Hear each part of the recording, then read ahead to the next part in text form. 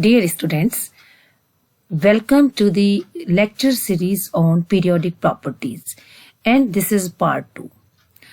बच्चों आपका स्वागत है पीरियोडिक प्रॉपर्टीज लेक्चर सीरीज में और यहाँ पर हम पार्ट 2 इसमें डिस्कस करेंगे इस लेक्चर में, जिसमें हम पढ़ेंगे आयनाइजेशन एनर्जी के बारे में। जो आयनिक ऊर्जा होती है उसके बारे में हम डिस्कस करेंगे।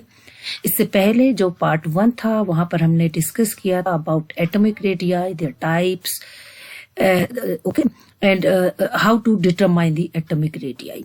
तो ये हमने डिफरेंट एस्पेक्ट्स पढ़े थे एटॉमिक रेडियाई के। इस लेक्चर में हम डिस्कस करेंगे different aspects of ionisation energy and its periodic trend in the periodic table. तो सबसे पहले हम ये जानेंगे कि आयनाइजेशन एनर्जी है क्या। So what is ionisation energy? Ionisation energy is the amount of energy that is required to remove an electron from the valence shell of an isolated gaseous atom to convert it into a gaseous cation. Actually, ionization क्या है? वो energy है जिसकी जरूरत होती है। किस चीज के लिए जरूरत होती है? ताकि जो वैलेंस शेल इलेक्ट्रॉन है वो रिमूव हो सके आसानी से। किसमें से? एक आइसोलेटेड गैसियस एटम में से निकल सके, जिससे कि वो आइसोलेटेड गैसियस एटम किसमें कन्वर्ट हो जाए? गैसियस कैटायन में। Let's explain with the help of an example. अब यहां पर मैं आपको एग्जांपल से बताऊंगी। देखिए, ये एक एटम मान लेते हैं, ये आइसोलेटेड एटम मान लेते हैं। ओके, अब इस आइसोलेटेड एटम में देखिए ये न्यूक्लियस है, this is the nucleus of the atom. Okay, इसको हम मान रहे हैं कैसा एटम?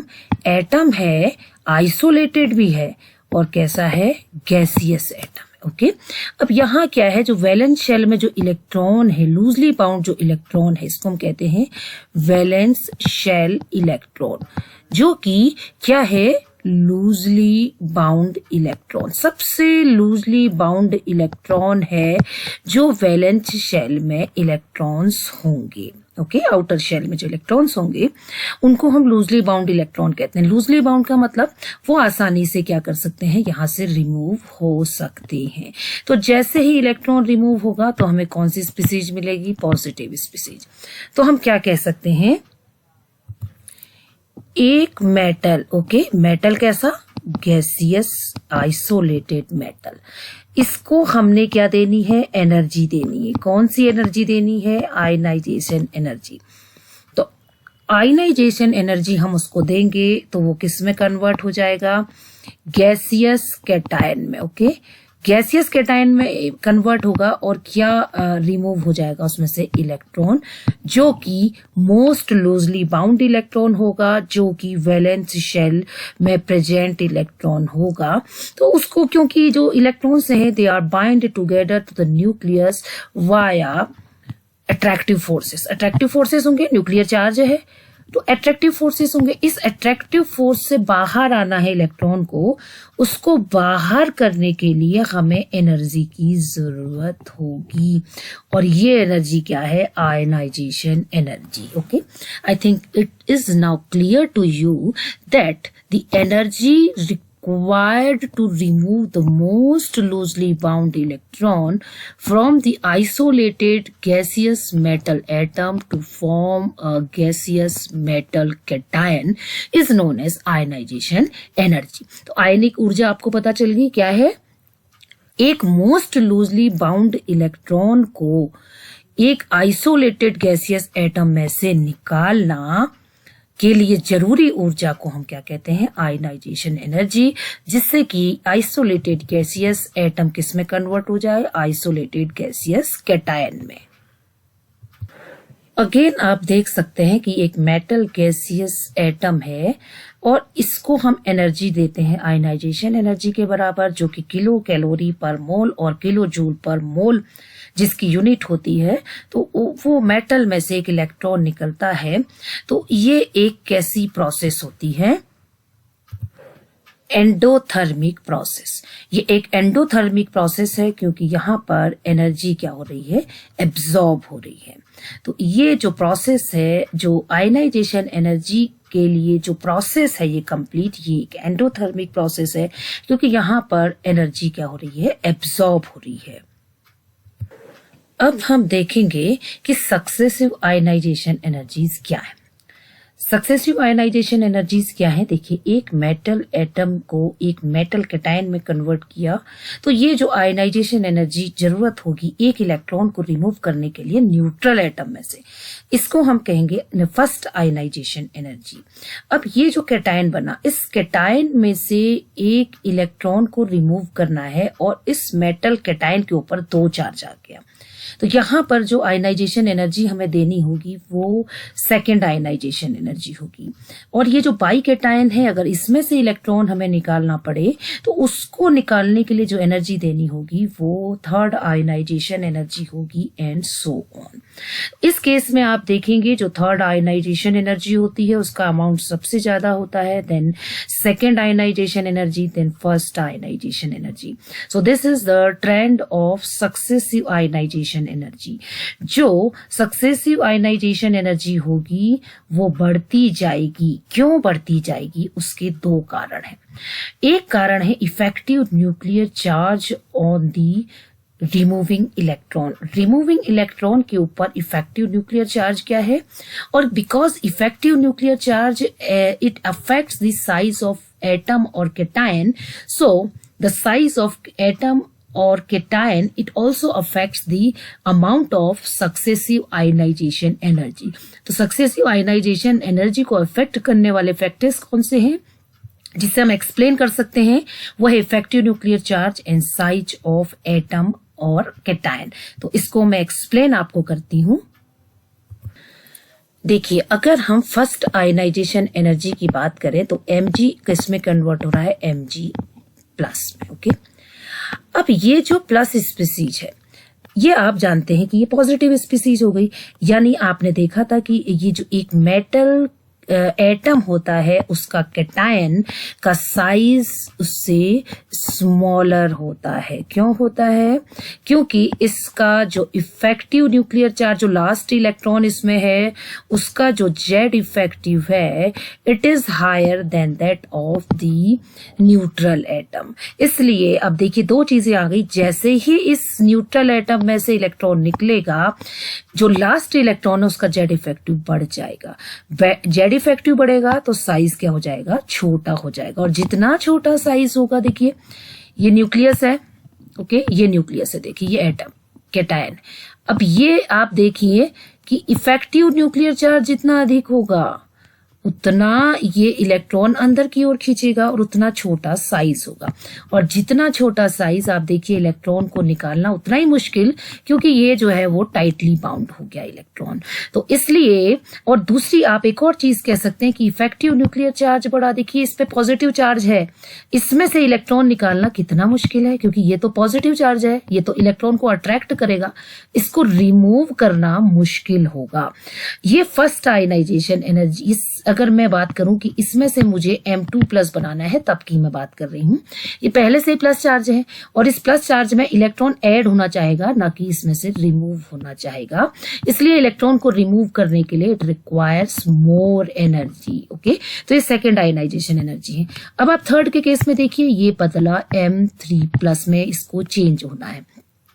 तो 2 फैक्टर्स आप देख सकते हैं कि M2 प्लस से M3 प्लस में कन्वर्ट अगर ये हो रहा है तो इफेक्टिव न्यूक्लियर चार्ज इंक्रीज हो रहा है। दूसरा, साइज जो है वो डिक्रीज हो रहा है।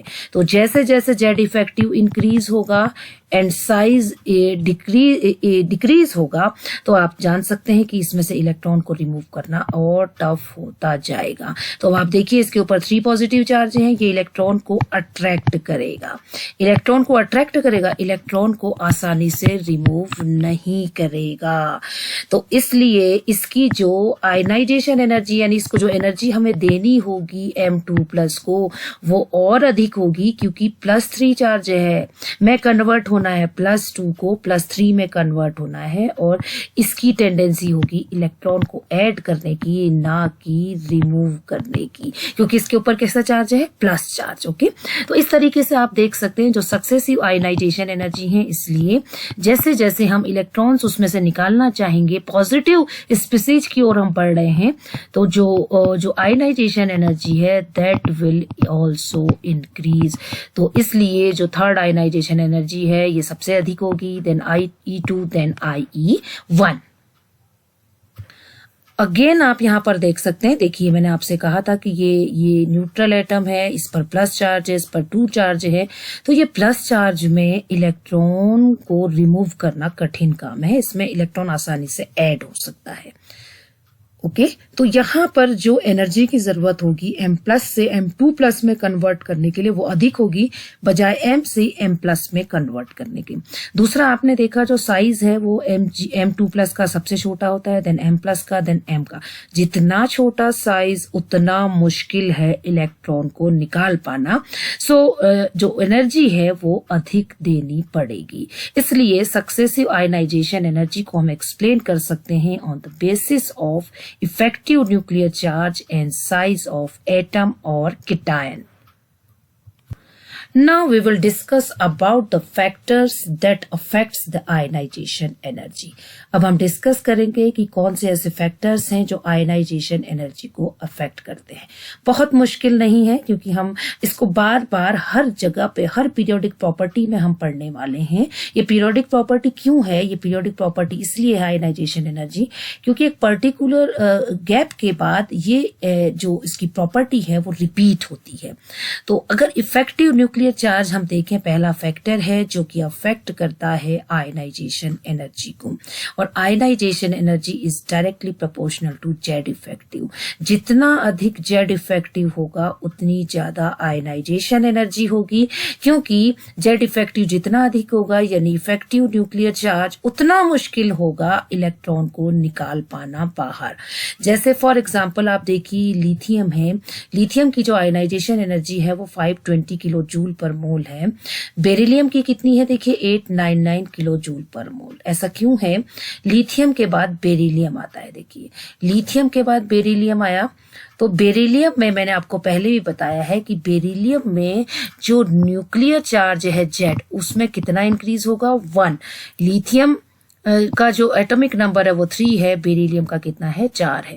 तो जो जेड है वो 1 से इंक्रीज होगा, जबकि इसके जो इलेक्ट्रॉन्स हैं वो s ऑर्बिटल में है, सो सिग्मा का जो कंट्रीब्यूशन है वो कितना इंक्रीज होगा? 0.35। सो जेड इफेक्टिव कितने से इंक्रीज होगा? 1 माइनस 0.35 जो कि 0.65 से चेंज होगा। तो जेड इफेक्टिव Li से बेरिलियम में बढ़ेगा, इसलिए आप देख रहे हैं इफेक्टिव न्यूक्लियर चार्ज इंक्रीज हो रहा है, इसलिए आयनाइजेशन एनर्जी भी इंक्रीज हो रही है। Likewise in case of carbon and nitrogen, ऐसा ही कार्बन और नाइट्रोजन के केस में भी होगा कि कार्बन का जो एटॉमिक नंबर है वो 6 है, नाइट्रोजन का 7 है, तो एक इलेक्ट्रॉन जो बढ़ रहा है उसकी वजह से effective nuclear charge will increase, और इसलिए उसका क्या होगा? आयनाइजेशन एनर्जी भी इंक्रीज होगी। एटॉमिक रेडियाई, दूसरा जो फैक्टर है वो है एटॉमिक रेडियाई और आयनिक रेडियाई, जो कि आयनाइजेशन एनर्जी के इनवर्सली प्रोपोर्शनल है। यानी जितना छोटा साइज उतनी ज्यादा आयनाइजेशन एनर्जी, जितना बड़ा साइज उतनी कम आयनाइजेशन एनर्जी। छोटा साइज मतलब जितना अधिक इफेक्टिव न्यूक्लियर चार्ज उतना छोटा साइज। अब आप देखिए ये 2+ आयन है, ये M+ आयन है, ये M है, न्यूट्रल एटम है। सबसे छोटा साइज किसका है? M2+ का, इसलिए इसके लिए आयनाइजेशन एनर्जी क्या होगी? सबसे कम होगी। देन इसके लिए आयनाइजेशन एनर्जी क्या होगी?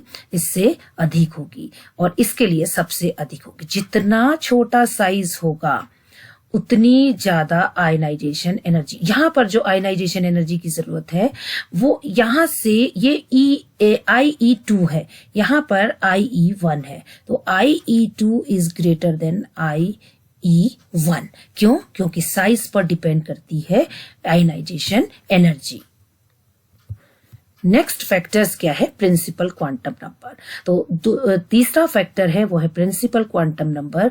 तो प्रिंसिपल क्वांटम नंबर के इनवर्सली प्रोपोर्शनल होगा, मतलब आयनाइजेशन एनर्जी, क्योंकि जो प्रिंसिपल क्वांटम नंबर है वो क्या बताता है, देखिए टॉप टू बॉटम जब हम जाएंगे तो प्रिंसिपल क्वांटम नंबर बढ़ेगा। प्रिंसिपल क्वांटम नंबर का मतलब है नंबर ऑफ शेल्स बढ़ेंगे, नंबर ऑफ शेल्स बढ़ेंगे तो आप देखेंगे साइज क्या होगा, इंक्रीज होगा। ये देखिए अब नंबर ऑफ शेल्स बढ़ते जाएंगे तो साइज इंक्रीज होता जाएगा।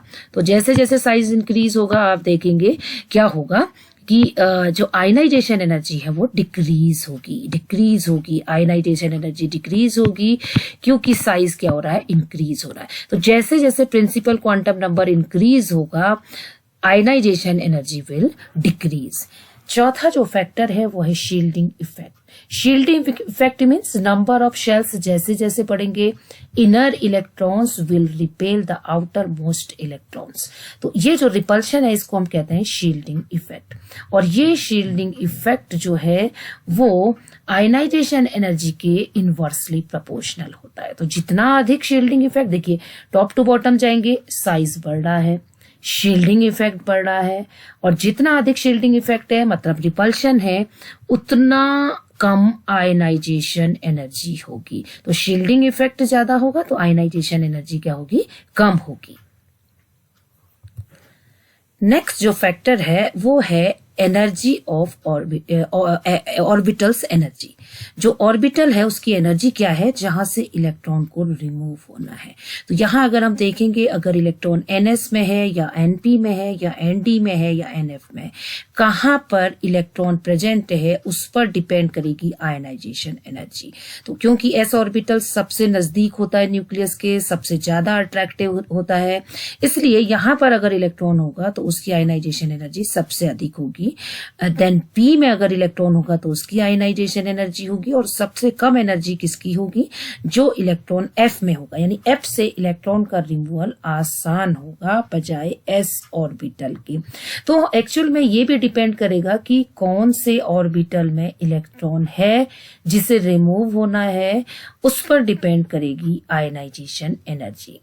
And the last factor is the half filled and full filled orbitals। तो एक जो फैक्टर है वो है कन्फिग्रेशन, इलेक्ट्रॉनिक कन्फिग्रेशन। तो अगर इलेक्ट्रॉनिक कन्फिग्रेशन हाफ फिल्ड या फुल फिल्ड होगा then ionisation energy will be very high, बहुत हाई होगी, क्योंकि ये कन्फिग्रेशन कैसे है, स्टेबल कन्फिग्रेशन, और यहां से इलेक्ट्रॉन को निकाल पाना बहुत कठिन काम है। So in case of half filled and full filled orbitals it is very difficult to remove electrons, so the ionization energy will exceptionally high। तो जैसे configurations ns1 है या half filled है, np3 half filled, nd5 half filled, ns2 full filled, np6 full filled, nd10 full filled orbitals। तो अगर ऐसा कोई configuration होगा तो क्या होगा, exceptionally the ionization energy will high, ionization energy क्या होगी, हाई होगी। फॉर एग्जाम्पल देखिए बेरिलियम है और बोरोन है, बेरिलियम के बाद आता है बोरॉन। बेरिलियम का जो एटॉमिक नंबर है वो है 4 और बोरॉन का कितना है 5। तो नॉर्मल वे में जब आपने देखा था कि जैसे ही एटॉमिक नंबर बढ़ेगा तो आयनाइजेशन एनर्जी इंक्रीज होनी चाहिए, क्योंकि जेड इफेक्टिव क्या हो रहा है, इंक्रीज हो रहा है। लेकिन यहां पर हम ये नहीं कह पाएंगे, क्योंकि यहां पर जो अंतर है वो है इलेक्ट्रॉनिक कन्फिग्रेशन का। अगर हम बेरिलियम का इलेक्ट्रॉनिक कन्फिग्रेशन देखेंगे वैलेंस शेल तो ये है 2s2, और अगर बोरोन का देखेंगे तो वो है 2s2p1। तो देखिए ये जो कन्फिग्रेशन है वो फुल फील्ड है, और यहाँ पर जो कन्फिग्रेशन है वो पार्शियली फील्ड है, जिस इलेक्ट्रॉन को रिमूव होना है। इसलिए यहाँ से जो फुल फील्ड है वहां से इलेक्ट्रॉन को निकालना मुश्किल होगा, इसलिए इसकी आयनाइजेशन एनर्जी अधिक है और बोरोन की कम है। इसी तरीके से आप देखेंगे नाइट्रोजन जिसका एटॉमिक नंबर 7 है और ऑक्सीजन का 8 है, और नाइट्रोजन के केस में जो इलेक्ट्रॉनिक कन्फिग्रेशन है वो 2s2p 2s2p3 और ऑक्सीजन के केस में है 2s2p4। इसका मतलब है कि ये तो हाफ फील्ड नहीं है, बट नाइट्रोजन के केस में जहां से इलेक्ट्रॉन निकलना है वो हाफ फील्ड है, इसलिए इसमें से इलेक्ट्रॉन को निकालना डिफिकल्ट होगा और p4 में से इलेक्ट्रॉन आसानी से निकल सकता है। So the first ionisation energy for nitrogen is greater than that of oxygen, जबकि इसको ट्रेंड को क्या होना चाहिए, ऑक्सीजन की आयनाइजेशन एनर्जी अधिक होनी चाहिए थी और नाइट्रोजन की कम। तो ये इसलिए हुआ है क्योंकि ये किस पर डिपेंड करता है, कन्फिग्रेशन के ऊपर। तो अगर हाफ फील्ड या फुल फील्ड कन्फिग्रेशन होंगे तो एलिमेंट की जो आयनाइजेशन एनर्जी होगी वो अधिक होगी किससे, अगर वो फुल फील्ड या हाफ फील्ड नहीं होंगे उनसे। तो जब हमने फैक्टर्स को डिस्कस कर लिया कि ऐसे कौन से फैक्टर्स हैं जो अफेक्ट करते हैं आयनाइजेशन एनर्जी को, then we can easily go to the periodic trend of ionisation energy. अब हम आयनाइजेशन एनर्जी को देख सकते हैं कि उसका पीरियोडिक ट्रेंड क्या है। अब अगर मैं पीरियड में देखूं लेफ्ट टू राइट अगर हम पीरियड देखें तो लिथियम से लेकर नियोन तक हमने सेकंड पीरियड को देख रहे हैं। तो यहां पर ऑर्डर कैसे होना चाहिए, क्योंकि लेफ्ट टू राइट आपने देखा, अगर हम लेफ्ट टू राइट जाते हैं तो जेड इफेक्टिव क्या होगा, इंक्रीज होगा। तो अगर जेड इफेक्टिव इंक्रीज होगा then ionisation energy should be increased. Ionisation energy को क्या होना चाहिए, इंक्रीज्ड होना चाहिए। ओके, लेकिन ऐसा नहीं होता है, ट्रेंड तो ये होना चाहिए, लेकिन एक्चुअल ऑर्डर क्या है, ये है। एक्चुअल ऑर्डर में क्या आपने देखा कि जो एक्सेप्शन है वो यहां पर आपको देखने को मिलेगा। देखिए, जो बेरिलियम है उसकी आयनाइजेशन एनर्जी बोरॉन से अधिक है। दूसरा ट्रेंड आपको देखने को मिलेगा नाइट्रोजन के पास में, जहां पर हम अगर according to simple Z effective चलते तो ऑक्सीजन की इलेक्ट्रोनेगेटिविटी, जो ऑक्सीजन की जो ट्रेंड है, जो आयनाइजेशन एनर्जी अधिक होनी चाहिए थी, नाइट्रोजन की कम, लेकिन ऐसा नहीं होता है, नाइट्रोजन की अधिक होती है और ऑक्सीजन की कम। इस तरीके से जो ट्रेंड है एक्चुअल ये है कि लिथियम, फिर बोरॉन, देन बेरिलियम, और एक ट्रेंड यहां पर चेंज होगा, ऑक्सीजन की कम होगी और नाइट्रोजन की अधिक होगी। तो ये एक्सेप्शंस एक्चुअली इसलिए हैं because they have half filled and full filled electronic configurations. तो उसमें से इलेक्ट्रॉन को निकालना मुश्किल है, इसलिए ये पीरियोडिक ट्रेंड होंगे। और अगर हम एक ग्रुप में देखें टॉप टू बॉटम, तो आयनाइजेशन एनर्जी डिक्रीज होती है। क्यों होती है, क्योंकि टॉप टू बॉटम आने में स्क्रीनिंग इफेक्ट क्या होगा, बढ़ेगा। स्क्रीनिंग इफेक्ट बढ़ेगा तो एटॉमिक साइज क्या होगा, बढ़ेगा। इसलिए आयनाइजेशन एनर्जी विल डिक्रीज, इसलिए आयनाइजेशन एनर्जी क्या होगी, डिक्रीज होगी। तो in a period from left to right ionization energy will increase with some exceptions. जैसे भी अगर आपको एक्सेप्शन देखने हैं तो आपको क्या देखना होगा, half filled and full field configurations. And group में क्या होगा, टॉप टू बॉटम अगर हम जाएंगे तो ionization energy will decrease always. So this is the periodic table, and here you will find that the ionization energy will increase from left to right in period, and it increases from bottom to top or it decreases from top to bottom in a group. तो ये trend है, general trend of ionization energy in the periodic table. Now we will study some second ionization energy of the second period. तो अब हम थोड़ा सा और देखना चाहेंगे कि second ionization energy of second period हम किस तरीके से डिफाइन कर सकते हैं। तो इसी पर बेस्ड हम कोई भी एग्जांपल्स को आयनाइजेशन एनर्जी उसकी हम अरेंज कर सकते हैं।